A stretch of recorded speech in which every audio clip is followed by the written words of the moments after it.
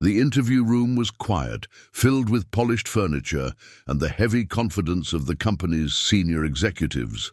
At the center sat the CEO, known for his sharp tongue and arrogance. He leaned back in his chair, glancing at the list of candidates with visible boredom. When the 17-year-old farmer's daughter entered, wearing simple clothes and worn shoes, he raised an eyebrow, already dismissing her. She introduced herself calmly, her voice steady despite her age. The CEO smirked and began asking questions meant to intimidate her. He spoke about market dominance, corporate strategy, and leadership theories, clearly expecting her to stumble. Instead, she listened carefully, nodding with quiet focus, never interrupting, never looking down.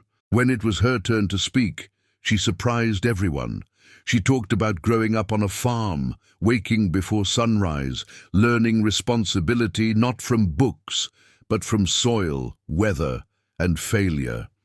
She explained how her family survived droughts by planning ahead, sharing resources and trusting each other. Her words were simple, but they carried weight. The CEO interrupted, questioning how farming related to business. She smiled politely and replied that business, like farming, depended on timing, patience, and people. "You can't force growth," she said. "You prepare the ground, take care of it, and let results come naturally." The room grew quiet. Then she turned the interview around. She asked the CEO how often he listened to his workers, how he handled failure, and whether he valued long-term trust over short-term profit. The questions were respectful but direct. For the first time, the CEO hesitated. His confident posture stiffened as he struggled to give clear answers. The panel members exchanged glances.